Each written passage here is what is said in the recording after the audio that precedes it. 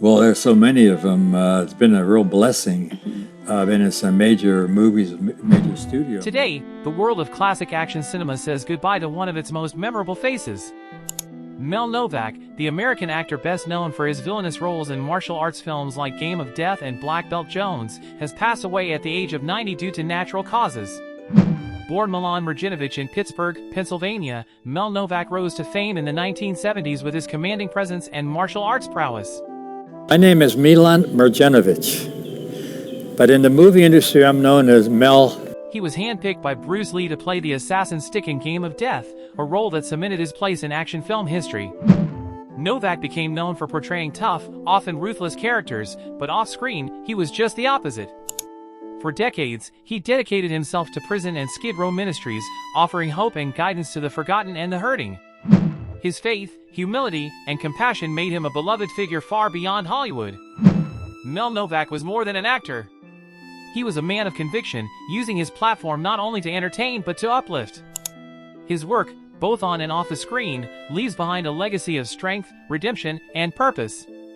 During the 1990s, Novak worked with filmmaker Gary Marshall on two movie projects, one being Exit to Eden, 1994, adapted from a novel by Anne Rice, and the other a 1996 comedy titled Dear God. As fans and friends around the world reflect on his life, Mel Novak will be remembered not only for the villains he played, but for the lives he touched with kindness, courage, and faith. Well, maybe at some point today that I always felt that Jordan's going to be back with us next year.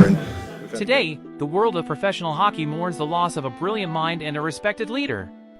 Shero, the celebrated NHL executive and architect behind the Pittsburgh Penguins' 2009 Stanley Cup win, has passed away at the age of 62. Shero, son of legendary NHL coach Fred Shero, grew up immersed in the world of hockey. Though drafted by the LA Kings in 1982, he chose to leave the ice for the front office, where his sharp instincts and strategic vision would shine. And it happens real quickly, and for me, it's really great for our franchise. From his early days as assistant GM in Ottawa and Nashville, to his groundbreaking work with the Penguins and later the New Jersey Devils, Shero was known for building competitive, dynamic teams. His 2009 Stanley Cup victory in Pittsburgh was the highlight of a career that reshaped franchises and inspired a new era of hockey leadership. Even after leaving the GM role, Shero continued to serve the game, offering guidance as a senior advisor with the Minnesota Wild. Shero wasn't just a general manager, he was a builder, a mentor, and a steady force in one of the world's fastest and toughest sports. His legacy will live on through the teams he shaped, the players he believed in, and the game he loved so deeply. As tributes pour in from across the hockey world, one thing is clear: Shero's impact extended far beyond wins and losses. He leaves behind a legacy of integrity, passion, and excellence. So exciting that the finale's finally come. I mean, we've been waiting so long, and I'm just pumped, yeah. Today, the world of fashion mourns the heartbreaking loss of a radiant star. Lucy Markovic, the Australian model who rose to fame through Australia's Next Top Model and went on to walk for some of the biggest names in couture, has passed away at the age of 27, died following complications from a rare brain condition. Lucy Markovic was born in Queensland, Australia, in 1998. She first caught national attention as the runner-up on the 9th season of Australia's Next Top Model. Shutting down my blog and changing my job. Although I knew that those accusations were false, her elegance, work ethic, and captivating features quickly propelled her onto the international fashion stage. Over the years, Lucy became a familiar face on runways across Europe, walking for elite brands like Versace, Givenchy, Dolce & Gabbana, and Armani. Her face graced the pages of Vogue, Vanity Fair Italia, and Marie Claire, making her one of the most promising talents of her generation. In 2021, Lucy was diagnosed with arteriovenous malformation, AVM, a rare and life-threatening brain condition. After years of treatments and ongoing health battles, she underwent emergency surgery on April 2nd. Lucy Markovic's light may have dimmed too soon, but her legacy, in both fashion and in spirit, will live on through the lives she touched and the art she helped create. Rest in peace. When all your dreams are broken. Today, the world of British entertainment mourns the loss of a beloved voice and familiar face. Mike Berry, the English singer and actor best known for his 1960s hits and his role in the classic sitcom Are You Being Served, has passed away at the age of 82. Born on September 1942, in England, Mike Berry rose to fame as a rock and pop singer in the early 1960s. He gained popularity with hits like Tribute to Buddy Holly and Don't You Think It's Time, and became known for his smooth vocals and retro rock and roll sound. Nothing. You just did not. It was, the business was there, the artists were there. His musical career was guided by producer Joe Meek, and Berry soon became a staple of the UK pop charts. But it was in the 1980s that he endeared himself to television audiences as Mr. Bert Spooner in the long-running BBC sitcom Are You Being Served?, a role that cemented his place in British comedy history. In 1980, he had a chart success in the UK, with The Sunshine of Your Smile, a cover of a romantic song which was produced by Chas Hodges. This had originally been written before the First World War and recorded by Jesse Broughton in about 1915. Known for his charm, talent, and kind-hearted personality, Mike Berry touched lives not only through his art but through his humility.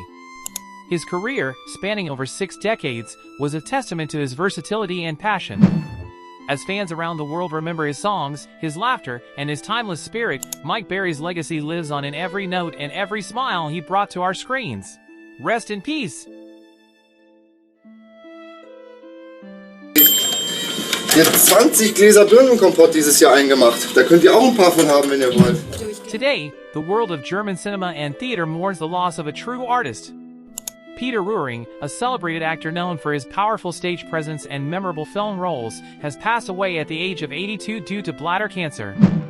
Born on July 1942 in Germany, Peter Rühring trained at the Westphalian Drama School in Bochum. His early years saw him performing on prestigious stages across Germany, including the National Theater Mannheim, the Stuttgart State Theater, and Munich's Residence Theater. Alla Valle, dedicata al Cardinale Montenegro.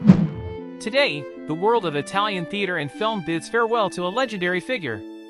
Nino Bellomo, a beloved actor whose artistic journey spanned more than 8 decades, has passed away at the age of 102.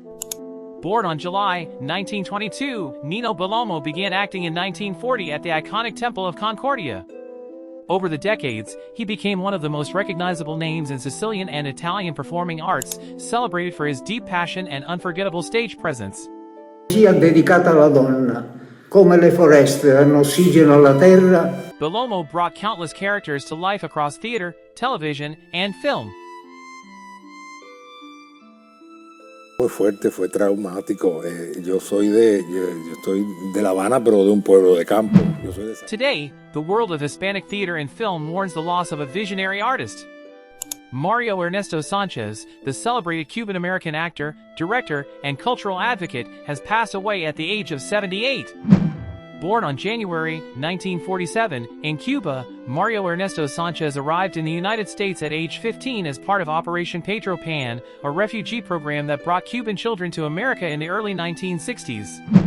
In 1979, he founded Teatro Avant in Miami, a Hispanic theater that became a beacon of Latin American culture in the U.S.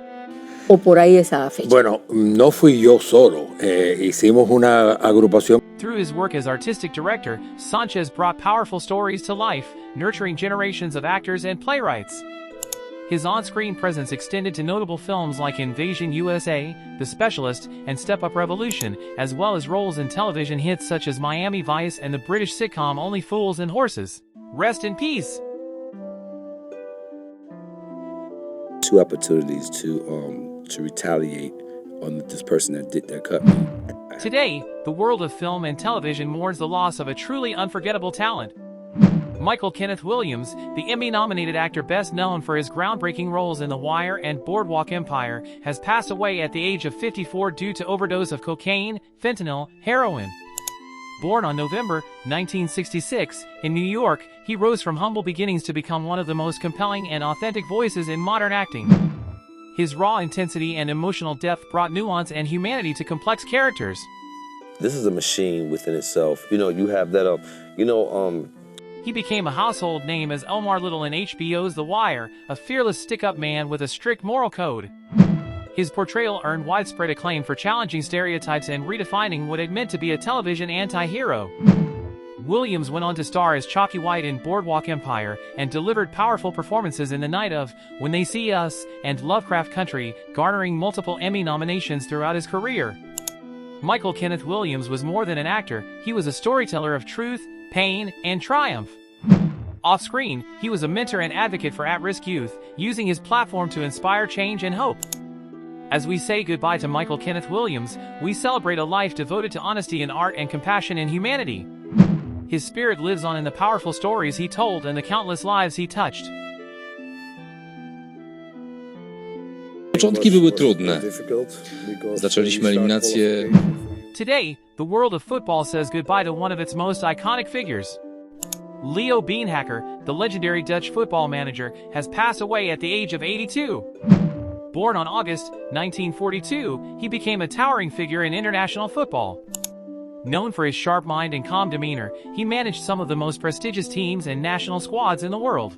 In general, I traveled a lot during this career, and I was in almost... Beenhakker led Real Madrid to 3 consecutive La Liga titles in the late 1980s and also held managerial roles with Ajax, Feyenoord, and national teams including the Netherlands, Poland, and Trinidad and Tobago.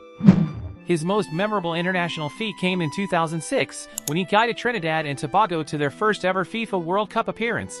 Rest in peace!